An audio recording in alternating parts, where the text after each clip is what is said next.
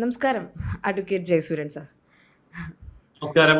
നമുക്കറിയാം, പിണറായി വിജയൻ സർക്കാർ ഇപ്പോൾ 10ാം വർഷത്തിലേക്ക് കടക്കാൻ പോവുകയാണ്. അപ്പോൾ അദ്ദേഹം എന്തൊക്കെ സംഭാവനകളാണ് ഈ 10 വർഷത്തിനുള്ളിൽ ഈ ഒരു 9 വർഷത്തിനുള്ളിൽ നമുക്ക് തന്നിട്ടുള്ളത്? നമ്മൾ വളരെയേറെ കൗതുകത്തോടു കൂടി വിലയിരുത്തേണ്ട ഒരു വിഷയമാണിത്. കേരളത്തിന്റെ ചരിത്രത്തിൽ ആദ്യമായിട്ട് ഇടതുപക്ഷ മന്ത്രിസഭ, അതായത് ഒരു CPM മുഖ്യമന്ത്രി 2 തവണ തുടർച്ചയായിട്ട് ഭരിക്കുമ്പോൾ അദ്ദേഹത്തിന്റെ കാലാവധി പൂർത്തിയാവുകയാണ്. അടുത്ത ഒരു വർഷത്തിനുള്ളിൽ പുതിയ നിയമസഭാ തെരഞ്ഞെടുപ്പ് വരികയാണ്. ഈ സമയത്ത് അദ്ദേഹം കടന്നുപോയ 9 വർഷക്കാലം കേരളത്തിന് നൽകിയ സംഭാവനകൾ എണ്ണിയാൽ തീരാത്ത സംഭാവനകളാണ്. എങ്കിലും നമ്മുടെ സമയപരിധിക്കുള്ളിൽ നിന്നുകൊണ്ട് നമുക്കതിലെ പ്രധാനപ്പെട്ട സംഭാവനകളെ അനുസ്മരിക്കാതിരിക്കാൻ കഴിയില്ല. കേരളത്തിന്റെ വളർച്ചാ നിരക്ക് 2024 റിസർവ് ബാങ്ക് കണക്ക് അനുസരിച്ച് 3.5% താഴെ എത്തിക്കാൻ അദ്ദേഹത്തിന് കഴിഞ്ഞു എന്നുള്ളതാണ് ആകെ പറയുമ്പോഴുള്ള പ്രധാനപ്പെട്ട ഒരു കാര്യം. ഗുജറാത്തിന് വളർച്ചാ നിരക്ക് 6.5%, നമ്മുടെ തൊട്ടടുത്ത തമിഴ്നാടിന് 5.5% വളർച്ചാ നിരക്കുള്ളപ്പോൾ ഇന്ത്യയിലെ ഏറ്റവും വളർച്ചാ നിരക്ക് രേഖപ്പെടുത്തിയ സംസ്ഥാനം, ആ കാര്യത്തിൽ വേണമെങ്കിൽ 1ാം സ്ഥാനം എന്ന് പറയാം, കേരളം. അതായത് വളർച്ചാ നിരക്ക് മുരടിച്ചു എന്നുള്ളത് റിസർവ് ബാങ്ക് തന്നെ സാക്ഷ്യപ്പെടുത്തിയിരിക്കുകയാണ്. അടുത്തത്, നോക്കുകൂലി കാരണം നിക്ഷേപകരാരും കേരളത്തിലേക്ക് വരുന്നില്ല. തൊട്ടടുത്ത തമിഴ്നാട്ടിലൊക്കെ ഐഫോൺ നിർമ്മാണ ഫാക്ടറികൾ 40,000 പേർക്കൊക്കെ തൊഴിൽ കൊടുക്കുമ്പോൾ നിരവധി വ്യവസായ സംരംഭങ്ങൾ തമിഴ്നാട്ടിലും കർണാടകയിലും വരുമ്പോൾ കേരളത്തിലേക്ക് ഒരു വ്യവസായി പോലും വന്നിട്ടില്ല. ഉണ്ടായിരുന്ന കിറ്റഡ് സാബു 40,000 പേർക്ക് തൊഴിൽ കൊടുക്കാൻ ആന്ധ്രാപ്രദേശിൽ പോയി എന്നുള്ളത് നമ്മൾ കണ്ടു. അതുപോലെ തന്നെ ഈ 2024 ലേബർ സർവേ പ്രകാരം കേരളത്തിന്റെ തൊഴിലില്ലായ്മ രാജ്യത്തെ ഏറ്റവും ഉയർന്ന നിരക്ക് രേഖപ്പെടുത്തി 30%.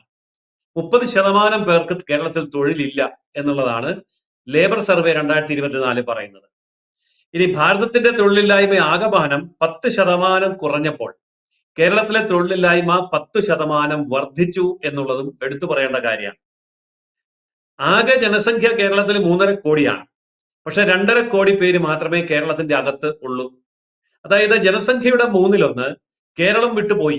എന്തുകൊണ്ട് കേരളം വിട്ടുപോയി എന്ന് അന്വേഷിക്കുമ്പോൾ പഠിക്കാൻ വേണ്ടിയും പണിയെടുക്കാൻ വേണ്ടിയും പോയി എന്നുള്ളതാണ്. അപ്പോൾ ചുരുക്കി പറഞ്ഞാൽ ആകെ ഉള്ള 3.5 കോടി ജനങ്ങളിൽ 1 കോടി ജനങ്ങൾ സംസ്ഥാനത്തിന് പുറത്തേക്ക് പോയാൽ പിന്നെ കേരളത്തിൽ ബാക്കി വരുന്ന 2.5 കോടി ജനങ്ങൾ പ്രായേണ വൃദ്ധജനങ്ങളും ഏതാണ്ട് റിട്ടയർമെന്റിനോട് അടുത്തവരും മാത്രമായിരിക്കും. അതായത് വാർദ്ധക്യത്തിലെത്തിയവരുടെ നാടായി കേരളം മാറി. ഞാനിതൊക്കെ പറയുമ്പോൾ ഇത് വിശ്വസിക്കാൻ ബുദ്ധിമുട്ടുള്ള കാര്യമായതുകൊണ്ട് ഞാൻ അതേക്കുറിച്ചൊരു സ്വകാര്യ പഠനം നടത്തി. കേരളത്തിലെ ക്ഷേത്രങ്ങളിലും പള്ളികളിലും പോകുന്ന ആൾക്കാരെ നമ്മൾ നിരീക്ഷിക്കുകയാണെങ്കിൽ മനസ്സിലാവും ചെറുപ്പക്കാരില്ല. അപ്പോൾ ഞാൻ അവരോട് സംസാരിക്കാറുണ്ട്, നിങ്ങളുടെ മക്കളൊന്നും പള്ളി വരാത്ത എന്താ, അമ്പലത്തിൽ വരാത്ത എന്താ എന്ന് ചോദിക്കുമ്പോൾ മക്കളൊക്കെ കാനഡയിലാണ്, ജർമ്മനിയിലാണ്, ബ്രിട്ടനിലാണ്, US-ലാണ്, UK-യിലാണ്, ഇവിടെ ഇല്ല എന്നാണ് മറുപടി. അപ്പോൾ വൃദ്ധരുടെ രാജ്യമാക്കി കേരളത്തെ മാറ്റാൻ കഴിഞ്ഞു എന്നുള്ളതാണ് പിണറായി സർക്കാരിന്റെ മറ്റൊരു വലിയ നേട്ടം. പിന്നെ പുതിയൊരു ടാക്സ് ഏർപ്പെടുത്തി കേരളത്തില്. അതായത് GST എന്ന് പറയുന്നത് പോലെ VST എന്ന് പറഞ്ഞൊരു ടാക്സ്, വീണ സർവീസ് ടാക്സ് എന്നാണ് അതിന്റെ പേര്. അതായത് കേരളത്തിൽ എന്തെങ്കിലും നടക്കാൻ മുഖ്യമന്ത്രിയുടെ മകൾ വീണയ്ക്ക് ടാക്സ് കൊടുക്കണം. അപ്പോ ആ ടാക്സ് എന്നൊക്കെ പറയുന്നത് ചെറിയ തുകയേ ഉള്ളൂ. 1,78,00,000 രൂപയൊക്കെയാണ് ഓരോരുത്തരും ടാക്സ് കൊടുക്കുന്നത്. എങ്കിലേ കാര്യങ്ങൾ നടക്കുള്ളൂ.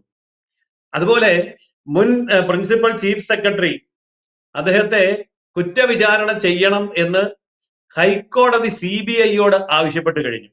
അപ്പോൾ നമ്മുടെ ഭരണരംഗം എത്ര കുറ്റമറ്റതാണ് എന്നുള്ളതിന്റെ വലിയ തെളിവാണ് അത്.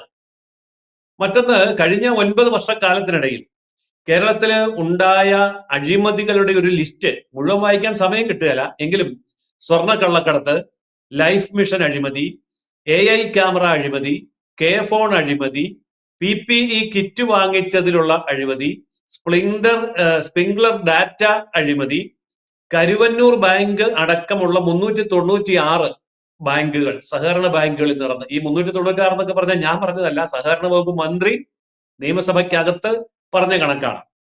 ഇതൊക്കെ ഈ അഴിമതിയുടെ ഒരു വലിയ ഒരു മാല തന്നെ സൃഷ്ടിക്കാനായിട്ട് സാധിച്ചു. പിന്നെ ഈ പുരുഷ വനിതാ പോലീസ്, അതായത് CPO, സ്ത്രീ വനിതാ പോലീസിന്റെ, അതായത് അങ്ങനെയുള്ള കോൺസ്റ്റബിൾമാരുടെ സമരം നിരന്തരമായി നടക്കുകയാണ്, ആളെടുക്കുന്നില്ല. ആശാ സമരം ഏതാണ്ട് 100 ദിവസത്തിലേക്ക് കടന്നിരിക്കുകയാണ്. ഇങ്ങനെയൊക്കെയുള്ള വലിയ പുരോഗതികൾ, അതോടൊപ്പം തന്നെ സർക്കാർ ഡിപ്പാർട്ട്മെന്റുകളിൽ ശമ്പളം മുടങ്ങുന്നു. KSRTC ശമ്പളം മുടങ്ങുന്നു, പല സ്ഥലങ്ങളിലും ശമ്പളം മുടങ്ങുന്നു, ക്ഷേമ പെൻഷൻ മുടങ്ങുന്നു എന്ന് പറയുന്നത് ഇപ്പോൾ ഒരു വാർത്ത പോലുമല്ല, അതൊക്കെ ഒരു പഴങ്കഥയായി കഴിഞ്ഞു. എന്നാൽ മയക്കുമരുന്ന് നാടിന്റെ എല്ലാ ബുക്കിലും മൂലയിലും എത്തിക്കുന്നതിൽ സർക്കാർ വിജയിച്ചിട്ടുണ്ട്. അതായത് 2024 കേന്ദ്ര ആഭ്യന്തര മന്ത്രാലയത്തിന്റെ കണക്ക് പ്രകാരം 28,000 നാർക്കോട്ടിക് കേസുകളാണ് കേരളത്തിൽ രജിസ്റ്റർ ചെയ്യപ്പെട്ടത്.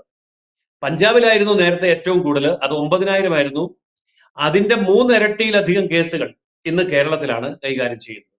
അപ്പോൾ മയക്കുമരുന്നിന്റെ വ്യാപകമായ ഒരു ശൃംഖല സൃഷ്ടിക്കാൻ സാധിച്ചിട്ടുണ്ട്. പിണറായി വിജയൻ അധികാരമേൽക്കുമ്പോൾ 30 ബാറുകൾ മാത്രമുള്ളത് ഇപ്പോൾ 1000 ബാറുകളാക്കി വർദ്ധിപ്പിക്കാൻ അദ്ദേഹത്തിന് സാധിച്ചിട്ടുണ്ട്. എങ്കിലും ആവശ്യത്തിന് ഉള്ള ലഹരി എത്തിക്കാൻ കഴിയാത്തത് കൊണ്ടാണ് ലോക്കൽ സെക്രട്ടറി മുതൽ സംസ്ഥാന സെക്രട്ടറിയുടെ മക്കൾ വരെയുള്ള ആൾക്കാരെ ഉൾപ്പെടുത്തിക്കൊണ്ട് ഈ മയക്കുമരുന്ന് ശൃംഖല എല്ലാ ഗ്രാമാന്തരങ്ങളിലും എത്തിച്ചിരിക്കുന്നത്. സ്ത്രീ പീഡന കേസുകളുടെ എണ്ണം 2016 1600 ആയിരുന്നത് 2024 ആയപ്പോഴേക്കും 3000 ആക്കി വർദ്ധിപ്പിക്കാൻ സാധിച്ചിട്ടുണ്ട്. പിന്നെ ഈ തീവ്രവാദി നേതാക്കൾ, ആഗോളതലത്തിലുള്ള തീവ്രവാദി നേതാക്കളെയൊക്കെ ദേവാലയങ്ങളിലെ ആഘോഷങ്ങളോടനുബന്ധിച്ച് ആനപ്പുറത്ത് എഴുന്നള്ളിക്കുന്ന ഒരു നില വരെ ഉയരാൻ കേരളത്തെ പ്രാപ്തമാക്കുകയും ചെയ്തിട്ടുണ്ട് മുഖ്യമന്ത്രി. രാജ്യത്തെ പണപ്പെരുപ്പ നിരക്ക് 3% താഴ്ന്നപ്പോൾ അതങ്ങനെ താഴ്ന്നത് ശരിയല്ലല്ലോ എന്ന് ചിന്തിച്ച മുഖ്യമന്ത്രി കേരളത്തിൽ അത് 7% ഉയർത്തിയിട്ടുണ്ട്. അതായത് പണപ്പെരുപ്പ നിരക്ക് ഇന്ത്യയിൽ ഏറ്റവും കൂടുതലുള്ളത് കേരളത്തിലാണ്. 70 വയസ്സിന് മുകളിലുള്ളവർക്കുള്ള സൗജന്യ ഇൻഷുറൻസ് പദ്ധതി, അതായത് വയവന്ദന എന്ന് പറയുന്ന പദ്ധതി, പിന്നെ PM ശ്രീ പദ്ധതി സ്കൂളുകളുടെ ഡെവലപ്മെന്റ് വേണ്ടിയുള്ളത്, ആയുഷ്മാൻ ആരോഗ്യ മന്ദിർ ആശുപത്രികൾക്ക് വേണ്ടിയുള്ളത്, ഇതൊക്കെ കേന്ദ്ര പദ്ധതികളാണ്. ഇവിടെ ഒന്നും തുക വാങ്ങിച്ചെടുത്തിട്ടില്ല. കാരണം ഈ പദ്ധതികൾക്കൊക്കെ സംസ്ഥാന ഗവൺമെന്റ് എതിരായതുകൊണ്ട് അതിൽ നിന്ന് കേന്ദ്രത്തിൽ നിന്ന് കിട്ടേണ്ട 10,000 കോടി രൂപയുടെ സഹായം ലാപ്സാക്കി കളഞ്ഞിട്ടുണ്ട്. കഴിഞ്ഞ 5 വർഷത്തിനിടെ 1100-ലധികം പേര് വന്യമൃഗ ആക്രമണത്തിൽ കൊല്ലപ്പെട്ട ഇന്ത്യയിലെ ഒരേ ഒരു സംസ്ഥാനം അതാണ് കേരളം. പിന്നെ വൈദ്യുതി മേഖലയിലും വളം മേഖലയിലും അങ്ങനെയുള്ള നിരവധി മേഖലകളിൽ കേന്ദ്ര സർക്കാരിൽ നിന്ന് ലഭിക്കേണ്ടതായിട്ടുള്ള കോടിക്കണക്കിന് രൂപ, ആയിരക്കണക്കിന് കോടിക്കണക്കിന് രൂപയുടെ പദ്ധതികൾ ലാപ്സാക്കി എന്നുള്ളതും മറ്റൊരു കാര്യമാണ്. സ്ഥാനമേറ്റപ്പോൾ 9 വർഷം മുമ്പ് പിണറായി വിജയൻ മുഖ്യമന്ത്രിയാകുമ്പോൾ കേരളത്തിന്റെ പൊതുകടം 1.5 ലക്ഷം കോടി രൂപ മാത്രമായിരുന്നത് ഇപ്പോൾ 6 ലക്ഷം കോടി രൂപയാക്കി വർദ്ധിപ്പിച്ചിട്ടുണ്ട്. അപ്പോൾ ക്ഷേമ പെൻഷനുകൾ, ധാരാളം ക്ഷേമ പെൻഷനുകളും ക്ഷേമ സമിതികളും ഒക്കെ ഉള്ള സംസ്ഥാനമാണ് കേരളം. ഇന്നിപ്പോൾ ഈ ക്ഷേമ പെൻഷനുകൾ കൊടുക്കണമെങ്കിൽ നേരത്തെ ക്ഷേമ പെൻഷൻ കൊടുത്ത വകയിൽ സംസ്ഥാന സർക്കാരിനുള്ള കടം 30,000 കോടി രൂപയാണ്. ഈ 30,000 കോടി രൂപ തിരിച്ചടയ്ക്കാത്ത പക്ഷം ഇനി മുന്നോട്ട് ക്ഷേമ പെൻഷനുകൾ കൊടുക്കാൻ സാധിക്കാത്ത അവസ്ഥ വന്നിരിക്കുന്നു എന്നാണ് സംസ്ഥാനത്തെ കണക്കുകൾ വ്യക്തമാക്കുന്നത്. ഞാൻ ഇനിയും ഇത് ഈ ലിസ്റ്റിങ്ങിനെ നീട്ടി പറഞ്ഞുകൊണ്ടിരുന്നാൽ നമ്മുടെ ചർച്ചയ്ക്ക് ഒരു സമയപരിധി ഉള്ളത് കൊണ്ട് ഞാൻ ചുരുക്കുകയാണ്.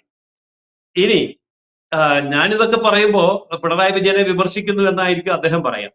അദ്ദേഹം പറയുന്ന പദ്ധതികൾ നമ്മളൊന്ന് നോക്കാം. അദ്ദേഹം ഇപ്പോൾ ധാരാളം പദ്ധതികൾ നമ്മൾ പൂർത്തിയാക്കി എന്നൊക്കെ പറഞ്ഞ് ഫോട്ടോ സഹിതം അദ്ദേഹം പ്രസിദ്ധീകരിക്കുന്നുണ്ട്. ആ പ്രസിദ്ധീകരിക്കുന്ന പദ്ധതികളിൽ എല്ലാം തന്നെ കേന്ദ്ര പദ്ധതികളാണ്. ഇപ്പം റെയിൽവേ ഓവർബ്രിഡ്ജ് കേന്ദ്രത്തിന്റെയാണ്, 6 വരി പാത കേന്ദ്രത്തിൻ്റെതാണ്, അതുപോലെ വിഴിഞ്ഞം തുറമുഖം കേന്ദ്രത്തിൻ്റെതാണ്, എയർപോർട്ടുകളുടെ വികസനം കേന്ദ്രത്തിൻ്റെതാണ്, ഇങ്ങനെ സർക്കാർ ആശുപത്രി കേന്ദ്രത്തിന്റെ പൈസയാണ്, സ്കൂളുകളുടെ ഡെവലപ്മെന്റ് കേന്ദ്ര പദ്ധതിയാണ്. ഇങ്ങനെ കേന്ദ്ര പദ്ധതികളുടെ എല്ലാം മുമ്പിൽ പോയി നിന്ന് ഫോട്ടോ എടുത്ത് ഫ്ലെക്സ് ബോർഡ് അടിച്ച് പത്രവാർത്ത ഉണ്ടാക്കി ഇതൊക്കെ നമ്മളാണ് ചെയ്തതെന്ന് പറയുന്ന എട്ടുകാലി മമ്മൂഞ്ഞിന്റെ പുനരവതാരം എന്നതിലപ്പുറം ഒന്നും നേടാൻ കഴിയാത്ത 9 വർഷക്കാലമാണ് പിണറായി വിജയൻ പൂർത്തിയാക്കിയിരിക്കുന്നത്. അടുത്ത 1 വർഷം കൊണ്ട് കേരളത്തിലെ ഇരട്ട കമ്മ്യൂണിസ്റ്റ് ഭരണം അതിന്റെ അന്ത്യത്തിലേക്ക് എത്തും എന്ന് നമുക്ക് പ്രതീക്ഷിക്കാം. കൂടുതൽ വാർത്തകളും വിശേഷങ്ങളും നിങ്ങളിലേക്ക് എത്താൻ ABC മലയാളം സബ്സ്ക്രൈബ് ചെയ്യുക, ബെൽ ബട്ടണും അമർത്തുക.